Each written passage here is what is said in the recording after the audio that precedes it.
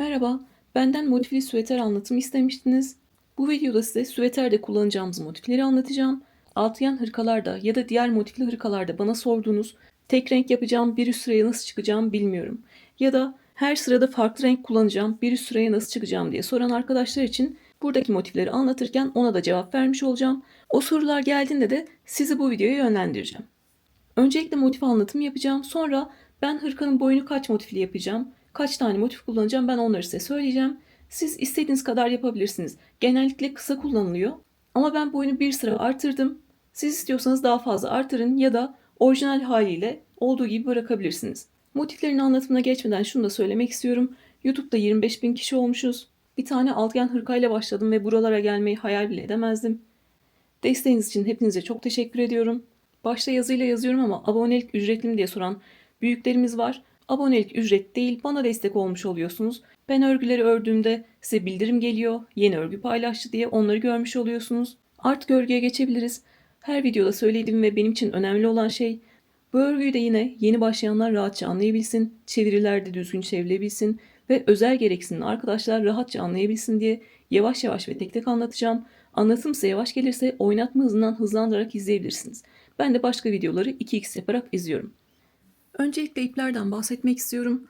Pamuklu ipler kullandım. Alize Cotton Gold ve Yarn Archins ipler kullandım. Alize Cotton Gold'lar 100 gram 330 metre, Yarn Archins'ler 50 gram 160 metre. Alize Cotton Gold'da 62 numara, 493 numara, 56 numara, 02 numara ve en son birleştirme renginde de 67 numara kullanacağız. Yarn cinste de 82 numara ip kullanacağız. Yapacağımız motifler en kolay motiflerden hanım dilendi bey beğendi olarak geçiyor ya da yeni haliyle büyük anne karesi büyük anne motifi olarak da duyabilirsiniz. Sadece üçlü gruplardan oluşan bir motif. Motifin birinci sırasında sihirli halka yapıyoruz ve sihirli halkanın içine 4 tane üçlü grup yapıyoruz. Kare olduğu için 4 tane üçlü grup yapıyoruz. Düz renk motif için 67 numara Alize Cotton Gold kullanacağız. Mum ışığı rengi olarak geçiyor. Birinci sıraya sihirli halka yaparak başlıyorum. Sihirli halka yapmak için ipi döndürdüm ve halka yaptım. Ben bu şekilde yapıyorum. Tekrar gösteriyorum. İpi döndürdüm ve halka yaptım. Farklı yapılış teknikleri var. Siz bildiğiniz teknikle devam edebilirsiniz. Sonuç aynı olacak. Sihirli halkayı yaptım. 3 milim tığ kullanıyorum. Halkaya girdim, ipi aldım ve 3 zincir çekerek başlıyoruz. 1, 2, 3. 3 zincir çektim. Bunu da bir tane ikili trabzan kabul ediyorum. Motifi ikili trabzanlarla öreceğiz. 3 zincirde bir tane ikili trabzan kabul ediyoruz. İkili trabzan yapmak için tığın başına bir kere doladım. 2 ilmeği birlikte tuttum. Halkaya giriyorum. İpi aldım. Tığın üzerinde 3 ilmek var. İkisini birlikte alarak ikili trabzan yapıyorum. Tığın başına doladım, halkaya girdim, ipi aldım. Tığın üzerinde 3 ilmek var. İkisini birlikte aldım. Baştaki 3 zincirle beraber 1, 2, 3 tane ikili trabzan yapmış olduk. Arada 2 zincir çekerek bu gruplardan 4 tane yapacağız. Birinci grubumuzu yaptık. Arada 2 zincir çekiyorum. 1, 2 zincir çektim. Halkanın içine 3 tane ikili trabzan yapacağım. İkili trabzanı nasıl yapıyoruz? Tığın başına dola, halkaya gir, ipi al, 2 ilmeği birlikte, 2 ilmeği birlikte çek. Tığın başına dola, halkaya gir, ipi al, 2 ilmeği birlikte, 2 ilmeği birlikte çek. Son kez tığın başına dola, halkaya gir, ipi al, tığın üzerinde 3 ilmek var, ikisini birlikte çek. İkili trabzanları da bu şekilde yapıyoruz. Yeni başlayanlar için başını böyle yavaş anlatacağım. Sonra hızlı hızlı ilerleyeceğiz. 3 tane ikili trabzan yap, arada 2 zincir çek. 3 tane ikili trabzan yap, arada 2 zincir çek. 1, 2 tane grubu yaptık. Arada 2 zincir çekiyorum ve halkanın içine 3 tane daha ikili trabzan yapıyorum. Artık ikili trabzan yapmayı öğrendik. Birinci ikili trabzan, ikinci ikili trabzan ve üçüncü ikili trabzanı yaptım. Arada 2 zincir çekiyorum ve halkanın içine 3 tane daha ikili trabzan yapıyorum. 1, 2 ve 3. 3 tane daha ikili trabzan yaptım. Gördüğünüz gibi 1, 2, 3, 4 tane üçlü grubu tamamlamış olduk. Sıra sonunda ne yapıyorum? Halkadan kalan ipi çekiyorum.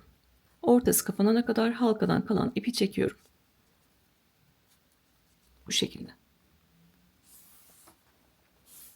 Şimdi detaya gelelim. Altıgen hırkalarda ve böyle motiflerde bana sorulan soru, düz renkle yapacağım bir üst sıraya nasıl çıkmalıyım? Burada iki şekilde çıkabilirsiniz.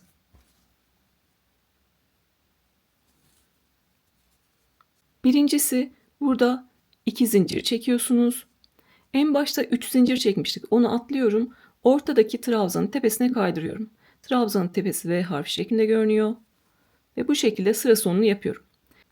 Bir üst sıraya nasıl çıkabilirsiniz? Kaydırma tekniğiyle. Üçüncü trabzanın tepesine kaydırırsınız ve boşluğa kaydırırsınız. Çünkü motifleri boşlukta öreceğiz. Bu şekilde kaydırmayla boşluğa gelip bir üst sıraya çıkabilirsiniz. Bu şekilde tek renkli belli olmuyor ama batik iplerle bir tane kazak yapmıştık biliyorsunuz, böyle üçlü gruplarla. Orada göstermiştim neden yapmadığımı. Şimdi buradaki renkler aynı olduğu için tepede aynı renk görünüyor. Ama siz batik iple yapacaksınız.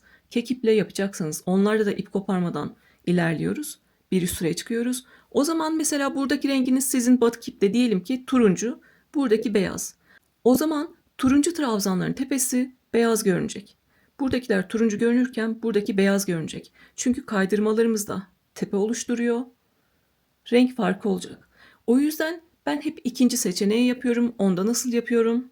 İsteyenler bunu yapabilir, düz renkle yapacaksa. Yine burada göstereceğim gibi yapabilirsiniz üst sıralarda. Bu bizim ilk yapabileceğimizdi. İkincisi ve benim kullandığım ne? Ben altıgen hırkalarda da böyle motiflerde de bir üst sıraya tekli trabzanla çıkıyorum. Tekli trabzana çakma sık iğne de deniliyor, yarım trabzan da deniliyor. Onu nasıl yapıyoruz? En son 3 tane ikili trabzan yaptım. Tığın başına doladım. 3 zincir çekmiştik. 3. zincirin içine giriyorum. 3. zincirin içine girdim, ipi aldım. Tığın üzerinde 3 ilmek var. 3 ilmeği tekle çekerek tekli trabzanla bitiyorum. Sıra sonumu bu şekilde yapıyorum. Artık bir üst sıraya çıkabilirim. 1, 2, 3 zincir çekiyorum. Bunda bir tane ikili trabzan kabul ediyorum. Tığın başına doladım. Aynı boşluğa geldim. 2 tane daha ikili trabzan yapıyorum. Bu şekilde bir üst sıraya çıkmış oldum. Tek renk yapıyorsanız ister kaydırmayla ister bu şekilde başlayabilirsiniz. Ama bununla daha rahat edersiniz. Artık ikinci sıraya geçtik. İkinci sırada sadece köşe öreceğiz. Köşelerimiz 2 zincirlik boşluklardan oluşuyor. 3 tane ikili trabzan, arada 2 zincir ve 3 tane ikili trabzan yapıyoruz. Her boşluğa aynı işlemi yapacağız. Düz renkle devam ederken her zaman sıra başında yarım şekilde başlayacağız. Burayı sıra sonunda tamamlayacağız. Ki tekli trabzanla bitip tekrar bir üst sıraya aynı renkle çıkabilelim. Burada köşede sadece 3 tane ikili trabzan yaptım. Burayı sıra sonunda tamamlayacağım. Buradaki boşlukta işim bitti. Diğer boşluğa geçerken arada bir zincir çekiyorum. Arada bir zincir çektim. Tığın başına doladım. 2 zincirlik boşluklar bizim köşe boşluklarımız. Ne yapacağız? 3 tane ikili trabzan, arada 2 zincir ve aynı yere 3 tane ikili trabzan yapacağız. 3 tane ikili trabzanla başlıyorum. 1, 2, 3 tane ikili trabzan yaptım. Arada 2 zincir çektim. Tığın başına doluyorum ve aynı yere 3 tane daha ikili trabzan yapıyorum. Tüm 2 zincirlik boşluklara aynı işlemi yapıyoruz. Gördüğünüz gibi burayı yarım yapmıştık. Burayı tam şekilde yaptık. Sıra sonunda burayı tamamlayacağız. Bir boşluktaki işim bitince diğer boşluğa geçerken arada bir zincir çekiyorum. Tığın başına doladım ve buradaki 2 zincirlik boşluğa 3 tane ikili trabzan, arada 2 zincir ve 3 tane ikili trabzan yapıyorum. Birinciyi yaptım, ikinciyi yaptım ve üçüncü ikili trabzanı yaptım. Arada 2 zincir çekiyorum ve aynı boşluğa 3 tane daha ikili trabzan yapıyorum.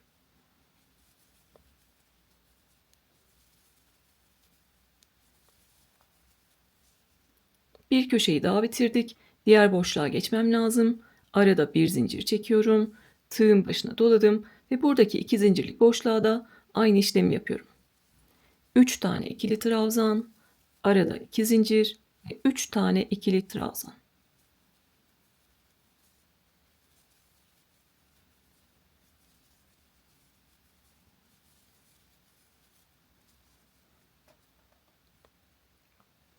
Bu şekilde sıra sonuna kadar geldik. Sıra sonunda ne yapacaktık? Buradaki köşeyi tamamlayacaktık. Başlarken 3 tane ikili trabzan yaptık. Biterken de aynı yere 3 tane ikili trabzan yapacağız. Bir boşluktan diğerine geçerken arada bir zincir çekiyorum. Tığın başına doladım ve buradaki köşeyi tamamlıyorum. 3 tane daha ikili trabzan yapıyorum.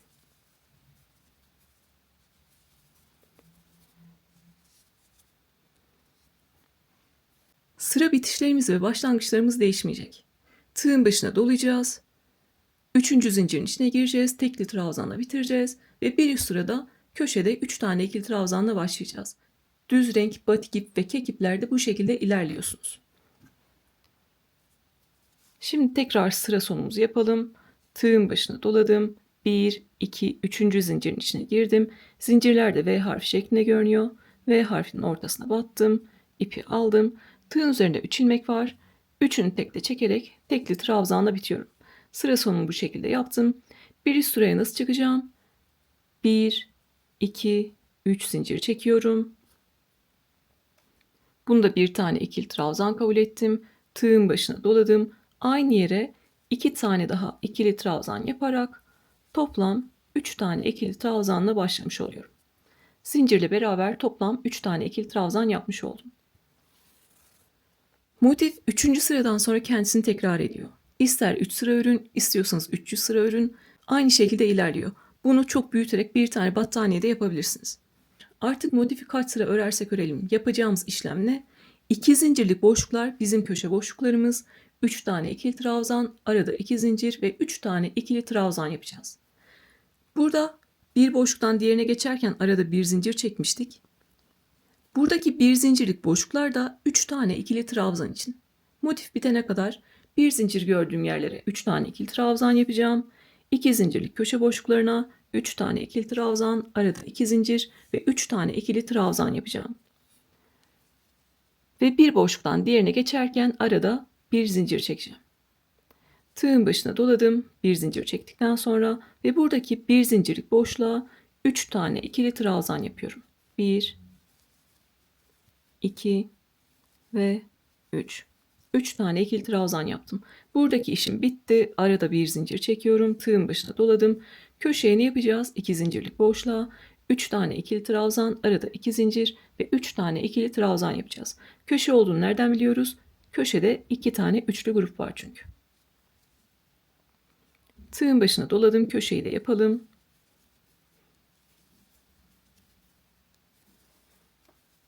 Üç tane ikili trabzan, arada 2 zincir ve aynı yere 3 tane ikili trabzan yapıyorum.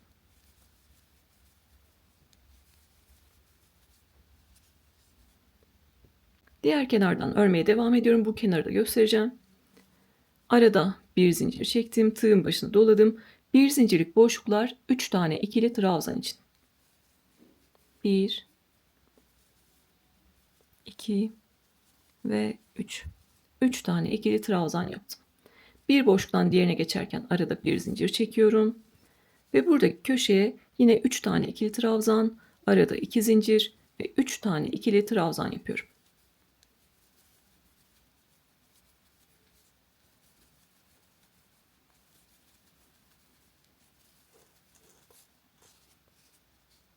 Motifleri ördükçe bu şekilde tabak görüntüsü alabilir. O yüzden ne yapıyoruz? Her sırada bu şekilde trabzan ve zincir tepelerini açıyoruz ve örgümüzü bu şekilde düzeltiyoruz. Gördüğünüz gibi düzeltmiş olduk. El ütüsü yapıyoruz. Şimdi iki kenarı gösterdim. Diğer kenarları da yapalım ve sıra sonuna kadar gelelim. Zaten motifi 4 sıra örmüştüm. 4. sırayı da göstereceğim. Sonra büyütme mantığını anlatacağım. Sıra sonuna kadar geldim. En son bir zincirlik boşluğa 3 tane ikili trabzan yaptım. Arada bir zincir çekiyorum ve sıra sonunda buradaki köşeyi tamamlayacaktık. Köşeye giriyorum. 3 tane daha ikili trabzan yapıyorum. Ve köşeyi tamamlıyorum. 3 tane ikili trabzan yaptım. Sıra sonumuz nasıldı? Tığın başına dola, 3. zincirin içine gir, ipi al ve tekli trabzanla bit.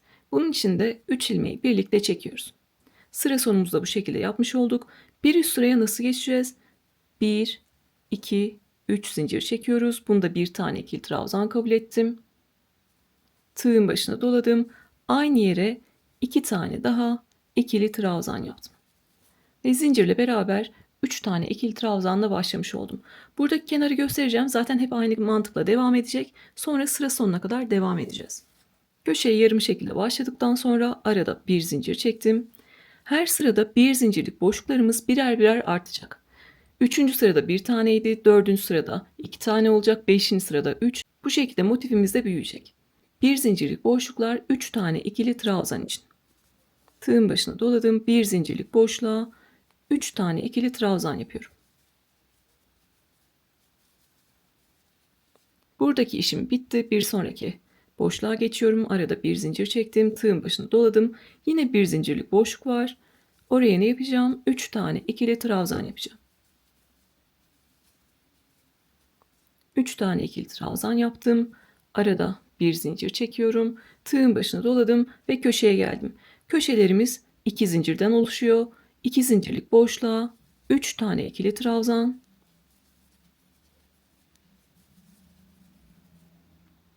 Arada 2 zincir ve aynı yere 3 tane ikili trabzan yapıyorum.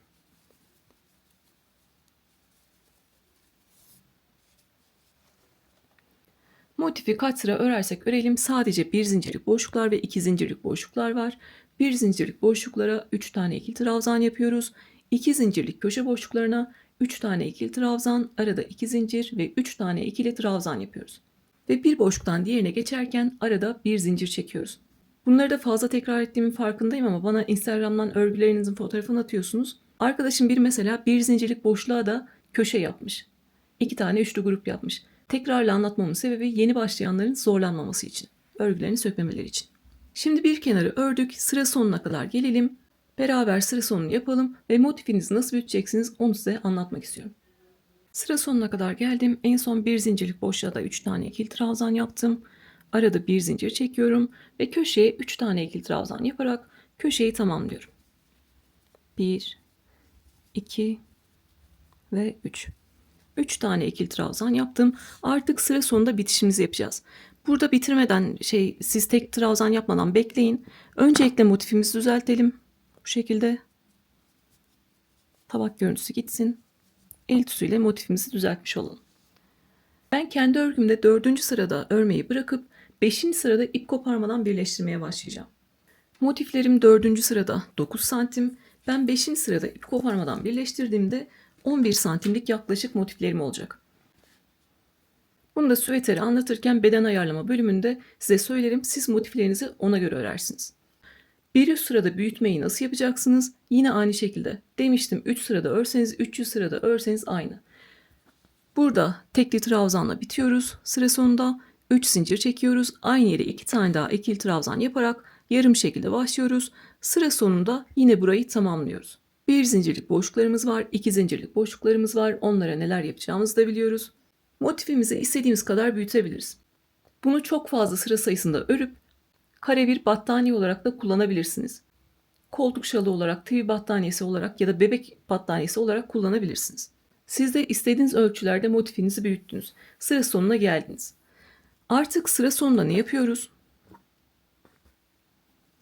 Tekli trabzanla bitmiyoruz. Düzgün bir bitiş yapacağız. Arada 2 zincir çekiyorum. Yeteri kadar ip bırakıp kesiyorum. Bu düzgün bitişi her örgüde gösteriyorum. Daha küçük bir tığ numarası aldım. Düzgün bitişten kastım zincir ve trabzan tepeleri gördüğünüz gibi V harfine benziyor. 2 tane kanadı var. Biri örgünün dış yüzünde, güzel yüzünde, biri iç yüzünde, arka yüzünde. Biz bu tepeleri ve kanatları kullanarak bir tane daha trabzan tepesi oluşturacağız ve tüm görünümü eşitleyeceğiz. Karşılıklı belki siz dikerek birleştirmek istersiniz. Karşılıklı tepeleri alırken zorlanmayacaksınız ve tüm sayılarımız da eşit olmuş olacak. Tüm tepe sayımız eşit olmuş olacak. En son 2 tane zincir çektim. Yeteri kadar ip bırakıp kestim. Burada 3 zincirimiz var. 3 zincire dokunmuyoruz. Buradaki ortadaki ikinci trabzanın tepesine arkadan giriyoruz. 1, 2, 3, 3 zincire dokunmuyorum. Burada ortadaki trabzanın tepesine arkadan giriyorum. Tüm V harfini aldım. İpi aldım ve örgünün arkasına çekiyorum. Burada çok fazla çekiştirmeyin ki ikinci zincirin tepesi daralmasın. İpi örgünün arkasına çektim. Burada da ikinci zincirimiz var. İkinci zincirinde sadece arka kanadına giriyorum. V harfine benziyor. Sadece arka kanadına giriyorum. İpi aldım. Yine örgünün arkasına çektim. Gördüğünüz gibi bir tane daha trabzan tepesi oluşturmuş olduk. V harf şeklinde bir tepe oluşturmuş olduk. Bu oluşturduğumuz tepe de atladığımız 3 zincirin tepesi olmuş oldu. Artık tüm kenarlarda aynı sayıda tepe var. Burada da aynı sayıda, burada da aynı sayıda. Birleştirirken zorlanmayacağız ve tüm görünümümüz eşit. Artık ipi arkada gizleyebilirim. Burada çok fazla çekiştirmiyorum. Oluşturduğum tepede daralmasın diye. Öncelikle bir zincirle buraya sabitliyorum. Böyle bir ilmek oluşturdum. İpi ilmekten geçirdim. Bir zincirle buraya sabitledim. Sonrasında yıkadığımda, giydiğimde örgüm sökülmesin. Sonra dışarıda kalan ipi gizleyebilirim. Köşede gizleyeceğim. Burada en son bir tane ip bırakıyorum ki bu şekilde geriye çektiğimde ipim sökülmesin.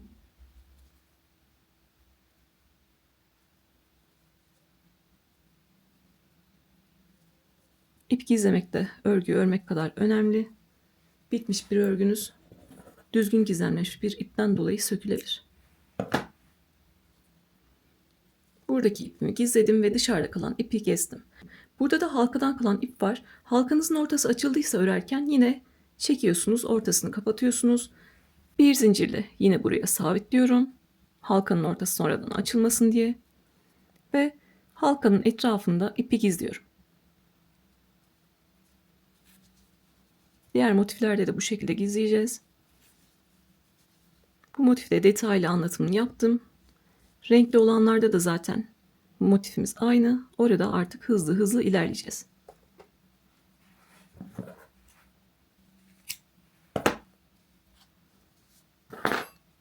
Gördüğünüz gibi motifin arkası da temiz, önü de temiz. Bu şekilde motifimizi bitirmiş olduk. Kaç sıra ördüyseniz ördünüz ve benim gibi düzgün bir bitişle bitirdiniz. Artık düz renk motifimiz hazır. Şimdi renkli olan motifimize geçebiliriz. Ben süveterde kullanmak için son 2 sırasını aynı renk yaptım. Siz istiyorsanız her sırasını farklı renkle yapabilirsiniz. Öncekini öyle yaptım diye hatırlıyorum. Şimdi ip değiştirerek bir üst sıraya nasıl çıkabiliriz onu göstermek istiyorum. Motifimiz aynı, modelimiz aynı. Sadece bir üst sırada farklı renk kullanacağız. Bunun için de böyle görünebilecek renklerden kullanmak istiyorum. Motifin birinci sırasında yine 67 numarayı kullanacağım. Yapacağımız işlem değişmiyor. Birinci sıra için sihirli halka yap. Tığla gir. İpi al ve 3 zincirle başla. 1, 2, 3 zincirle başlıyorum. Bunda bir tane ikili trabzan kabul ediyorum. Tığın başına doladım. Halkanın içine 2 tane daha ikili trabzan yaparak 3 tane ikili trabzanla başlamış oldum. Birinci sıradaki işlemimiz neydi? Arada 2 zincir çek ve 3 tane ikili trabzan yap. Burada anlattığım için hızlı hızlı birinci sıraya geçelim ve bir üst sıraya çıkmayı göstereceğim. Arada 2 zincir çekiyoruz ve halkaya 3 tane ikili trabzan yapıyoruz. 4 tane üçlü grubumuzda olması gerekiyor. Şimdi sıra sonuna kadar gelelim. Arada 2 zincirle 4 tane üçlü grubu yaptım. Sıra sonunda yine halkadan kalan ipi çekiyorum. Ortası kapanana kadar. Bu sefer renk değiştireceğimiz için ne yapacağım? Arada 2 zincir çekiyorum. Buradaki en başta çektiğimiz 3 zinciri atlayıp ortadaki trabzanın tepesine kaydırıyorum. Ortadaki trabzanın tepesine girdim. İpimi aldım ve ilmekten kaydırdım. Kaydırma da bize V harfine benzeyen bir tepe oluşturuyor. Kaydırmanın tepesi de 3 zincirin tepesi olmuş oluyor. O yüzden 3 zinciri atlıyoruz. Burada sıra sonunda ne yapıyorum? Artık ipimi değiştireceğim. İp halka yaptım. Motifi içinden geçirdim. Sıkılıyorum ve yeteri kadar ip bırakıp kesiyorum. İplerimizi sonra yine gizleyeceğiz. Birinci sırayı bu şekilde bitirmiş olduk. Şimdi ikinci sıraya farklı bir renkle çıkacağız. Onun için de buradaki hardal rengini kullanacağım. Bir üst sıraya çıkmak için ilmek yaparak başlıyoruz. İlmek yapmak için yine sihirli halka yapar gibi ipi döndürdüm ve halka yaptım. Bu sefer daha küçük bir halka yaptım. Tığla giriyorum. İpi aldım. Buradaki halkadan geçirdim. İpimi sıkılıyorum ve bir zincirle bir ilmek oluşturmuş oluyoruz. Bu şekilde bir ilmek oluşturmuş oluyoruz. Motifte ikili trabzanlar kullanacağım için tığın başına bir kere doladım. 2 ilmeği birlikte tutuyorum. İstediğiniz herhangi bir boşluktan başlayabilirsiniz. Ben genelde ipimi nereden kestiysem onun karşı tarafından başlıyorum. Buradaki 2 zincirlik boşluktan giriyorum. İpimi aldım. Tığın üzerinde 3 ilmek var. İkisini birlikte alarak bir tane ikili trabzanla başladım. İlmekten kalan ipi de arada gizliyoruz ve ondan da kurtuluyoruz. Burada tek renk öreceğim için köşede 3 tane ikili trabzan, arada 2 zincir, 3 tane ikili trabzan yapacağım. Çünkü bir üst sıraya aynı renkle çıkmayacağım. O yüzden köşeyi tam şekilde yapabilirim. Aynı yere 2 tane daha ikili trabzan yapıyorum. İpin üzerinden alarak buradaki ilmekten kalan ipi de arada gizliyorum.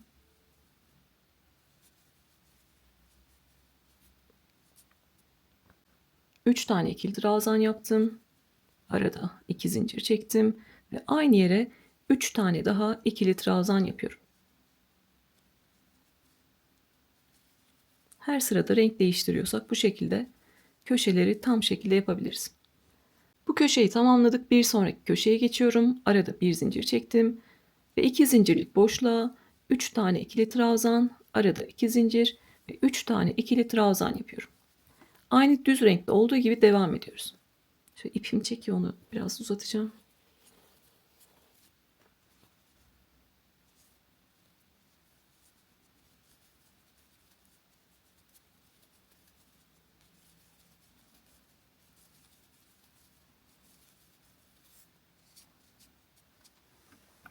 Gördüğünüz gibi köşede tam şekilde başladık. Buradaki köşeyi de tam şekilde yaptık. Bir boşluktan diğerine geçerken de arada bir zincir çektik. Yine sıra sonuna kadar gelelim.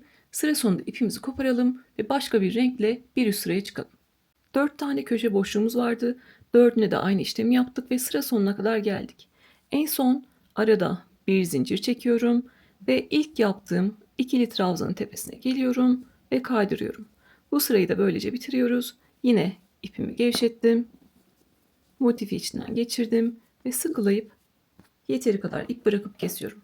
İkinci sırayı da bu şekilde bitirmiş olduk. Hep aynı şekilde devam edecek ama bir sıra daha göstermek istiyorum. Yine bu şekilde bir zincirle bir ilmek oluşturdum. Örerken ilmeği de gizliyorum. Tığın başına bir kere doladım. İstediğiniz herhangi bir köşeden başlayabilirsiniz. Ben ipimi burada kesmiştim. Buradan başlayacağım. Köşeye 3 tane ikili trabzan, arada 2 zincir, 3 tane ikili trabzan yapacağım. Burada köşeyi tam şekilde örebilirim.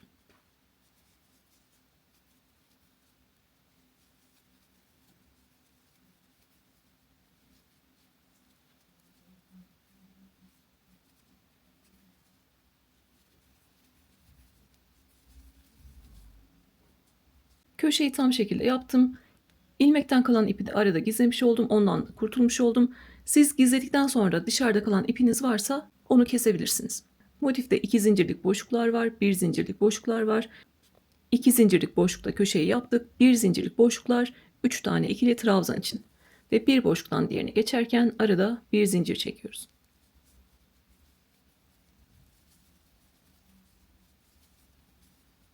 Bir zincirlik boşluğa 3 tane ikili trabzan yaptım.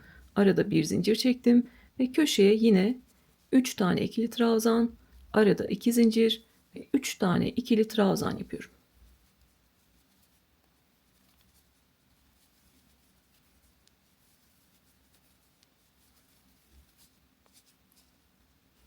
Düz renkle aynı olduğu için böyle tekrar olan kısımlarını geçiyorum ki hem de siz de sıkılmayın diye. Birinci kenarı bu şekilde yaptık. Üç kenarı da aynı şekilde örüyoruz ve sıra sonuna kadar geliyoruz. Sıra sonumuzu da yapalım. Ben burada nasıl yaptım onu da size söylemek istiyorum. Belki siz her sırada farklı renk yaparsınız diye başlangıcını böyle yaptım. Kendi motifimi de size anlatacağım. Sıra sonuna kadar gelelim. Sıra sonuna kadar geldiğim motifim yine böyle tabak gibi görünüyor. Ne yapacağım? Trabzan ve zincir tepelerini açacağım. El ütüsüyle düzelteceğim. Bu şekilde düzelttim. Sıra sonunda ne yapıyorum? Bir zincirlik boşluğa 3 tane ikili trabzan yaptım. Arada bir zincir çektim ve ilk yaptığım ikili trabzanın tepesine kaydırıyorum ve bu sırayı da bitiriyorum. Burada ipimi gevşettim. Yeteri kadar ip bırakıp kesiyorum. Her sırada renk değiştirerek de motiflerimizi bu şekilde örüyoruz. Bir sırada renk değiştireceksiniz diyelim yine. Bir zincirle bir ilmek oluşturuyorsunuz. İstediğiniz bir köşeye 3 tane ikili trabzan, arada 2 zincir, 3 tane ikili trabzan yaparak başlıyorsunuz tam şekilde. Sıra sonunda yine arada bir zincir çekip ilk trabzanın tepesine kaydırıyorsunuz. Burada her sırada belki farklı renk yapmak isteğiniz olur diye böyle gösterdim. Ben kendim ne yaptım motiflerde? Birinci, ikinci sırasını farklı yaptım. Üçüncü, dördüncü sırasını aynı yaptım. Yani burada köşede tam şekilde başladım. Beyaz rengi örerken. Buradaki haki rengi örerken ne yaptım? Köşede 3 tane ikili trabzanla başladım. Sıra sonunda burayı tamamladım. Ve tekli trabzanla bitip bir üst sırayı yaptım. Yine buradaki gibi. Niye? Çünkü aynı renkle bir üst sırada devam edeceğim. Aynı renkle devam ediyorsanız köşede 3 tane ikili trabzanla başlıyorsunuz. Her sırada farklı renk yapacaksanız köşede 3 tane ikili trabzan, arada 2 zincir, 3 tane ikili trabzanla başlıyorsunuz. Benim gibi aynı renkle devam ettiyseniz köşede 2 zincir çekip düzgün bitişinizi yapıyorsunuz. Burada diyelim ki her sırada farklı renk yaptınız. Düzgün bitişiniz nasıl olacak onu da şimdi size göstereceğim. Ben başka bir renkle bir sıra daha öreceğim. Nasıl büyüttüğümüzü biliyorsunuz zaten motifleri. Bir sıra daha örelim ve sıra sonuna kadar gelelim. Sıra sonunu göstermek için ben yine 4. sırayı ördüm. Bu şekilde örgümü düzeltiyorum. Sıra sonunda burada düzgün bitişi nasıl yapabiliriz? Düzgün bitiş yaparken de bir tane tepe oluşturuyoruz. O yüzden 3 tane ikili trabzan yaptıktan sonra arada bir zincir çekmiyorum. Onu şimdi düzgün bitiş yaparken oluşturacağız. 3 tane ikili trabzan yaptım. Yeteri kadar ip bırakıp kesiyorum. Orada bir zincir çekerseniz düzgün bitiş yaparken bir tepe daha oluşacak. Arada 2 tane zincir varmış gibi görünür. Ve bu kenardaki tepe sayınızla buradaki tepe sayınız uyuşmaz. Karşılıklı birleştirirken zorluk yaşarsınız. O yüzden 3 tane ikili trabzan yaptım ve yeteri kadar ip bırakıp kestim. Burada yapacağım işlem yine küçük bir tığ numarası aldım. İlk yaptığım ikili trabzanın tepesine arkadan giriyorum. İlk yaptığım ikili trabzanın tepesine arkadan girdim. Kestiğim ipi örgünün arkasına alıyorum. Bu şekilde. Burada da son yaptığım ikili trabzan var. Onun da sadece arka kanadına giriyorum. İpi aldım ve arkaya çektim. Gördüğünüz gibi bir tane daha tepe oluşturmuş olduk. Ve aradaki bir zincirin tepesi olmuş oldu. Artık tüm tepe görünümleri de eşit ve sayılar da eşit. Yine size gösterdiğim gibi ipimi arkada gizliyorum. Çok fazla çekiştirmiyorum ki buradaki tepeler almasın. Örgünün arkasında ipimi gizliyorum.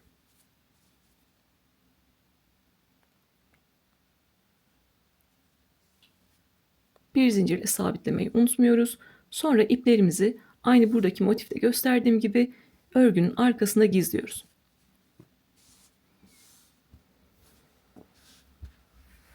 İster buradaki gibi tek renk yapın. İster buradaki gibi her sırada farklı renk kullanın. İstiyorsanız buradaki gibi iki rengi üst üste kullanın. Nasıl zevkinize hitap ediyorsa o şekilde yapabilirsiniz. Dediğim gibi süveterde beden anlatma kısmına bakacaksınız. Sizin motifleriniz kaç santim olması gerekiyorsa o kadar motiflerinizi büyüteceksiniz ya da küçülteceksiniz. Belki siz çocuğunuz için yapacaksınız. Sadece 3 sıra yeterli gelecek. Motifimiz gayet kolay. Burada da omuz motiflerimiz var. Bu omuz motiflerini nasıl örüyoruz onu da göstereceğim ve artık videoyu bitireceğim. Motifler süveterin önünde olacak. Motiflerin yerleşimini size bilgisayardan şablon şeklinde hazırlayacağım ve ekrana koyacağım. Onu kaydedersiniz. Motiflerinizi istediğiniz ölçülerde yaparsınız ve yerleşimini de ona göre yaparsınız. Buradaki omuz motifinde ne yaptım onu da anlatmak istiyorum. Birinci sırayı ördüm. İkinci sırayı farklı bir renkle ördüm. Köşede tam şekilde başladım ve sıra sonumu yaptım. Üçüncü sırayı da farklı bir renkle örüyoruz. Yine tam şekilde başlıyoruz köşede ve sıra sonunda ipimizi koparıyoruz. Önlük süveterde de yapmıştık biliyorsunuz, böyle omuzda daraltarak gitmiştik ki yakayı oluşturabilelim, biraz daha açabilelim. Burada dikdörtgen bir şekil verebilmek için sadece iki kenarda ördük. Aşağıda ve yukarıda ördük. Buradaki kenarları örmedik. Bunun için ne yapıyorum? Köşede 3 tane ikili trabzan yapıyorum. Arada bir zincir çekip bir zincirlik boşluklara 3 tane ikili trabzan yapıyorum. Dikdörtgen şeklini vermek için köşelerde de bir zincirlik boşluklarda da 3 tane ikili trabzan yapıyorum. Bunu örgüyü bilen arkadaşlar beklemesin diye anlatıyorum. Şimdi yeni başlayanlar için buradaki sırayı nasıl yapacağız anlatacağım. 3 sırayı normal şekilde örelim. Buradaki her sırada farklı ördüğünüz motifteki gibi örelim. İpimizi koparalım ve 4. sırada artık dikdörtgen şeklini verelim. 3 sıra olarak motifimi ördüm. Artık sadece buradaki kenardan ve buradaki kenardan bir sıra öreceğiz. Bir zincirle bir ilmek oluşturuyorum. Tığın başına doladım ve buradaki köşeden 3 tane ikili trabzan örerek başlıyorum. Örerken de aradaki ilmeği gizliyorum. İlmekten kalan ipi.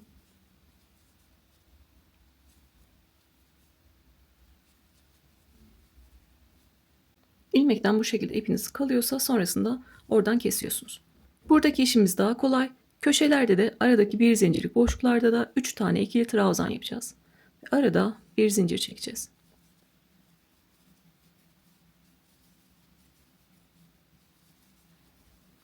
Bir zincirlik boşluklara da 3 tane ikili trabzan yapıyorum. Köşeye de 3 tane ikili trabzan yapıyorum. Bir boşluktan diğerine geçerken arada bir zincir çekiyorum.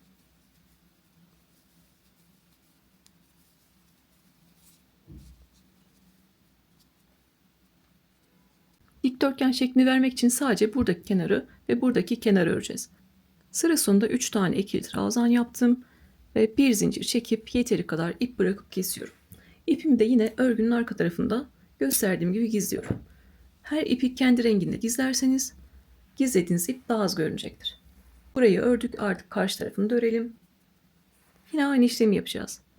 Bir zincirle bir ilmek oluşturacağım. Tığın başına doladım. Köşeye 3 tane ikili trabzan yaparak başlıyorum.